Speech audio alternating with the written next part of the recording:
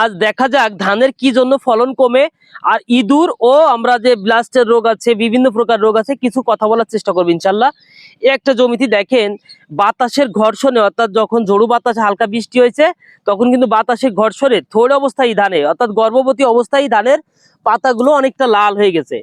এটা কিন্তু বেশ আসলে ফলন কমানোর বেশ একটা রাখে।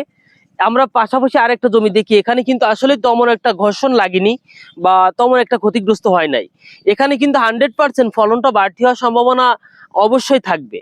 আমরা ইঁদুরের জন্য একটু কথা বলি।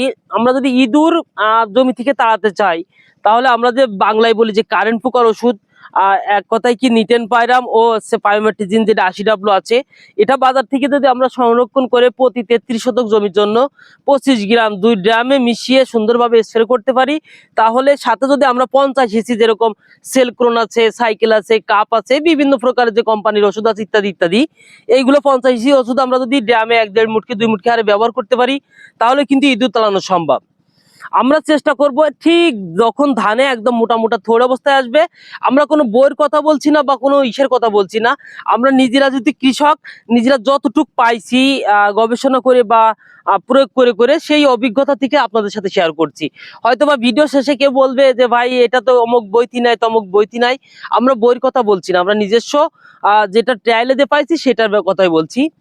আমরা যদি গর্ভবতী অবস্থায় ধানের ব্লাস্টের জন্য যদি আপনার যেরকম নো ব্লাস্ট আছে, সাল্টিমা আছে, নাটিভো আছে, স্টোমিন আছে, ইত্যাদি ইত্যাদি বিভিন্ন কোম্পানির যে ওষুধগুলো আছে, এই ওষুধগুলো যদি আমরা গর্ভবতী অবস্থায় যদি ধানের স্প্রে করতে পারি, তাহলে ব্লাস্টের দিক থেকে একটু সুরক্ষা পেলাম। এক, চিটে কমালো কিছুটা, তারপরে হচ্ছে নাড়ার যে গ্লেসটা আসলো, ধানের গ্লেসটা আসলো, এইগুলো মানে এভরিথিং সব দিক থেকে সুন্দর ভালো কাজ করে।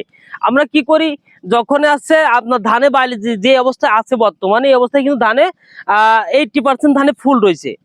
এই ফুল অবস্থায় আমরা ধানে স্প্রে করব না, কারণ এই ফুলগুলো ঝরে যাবে স্প্রে করার সময়।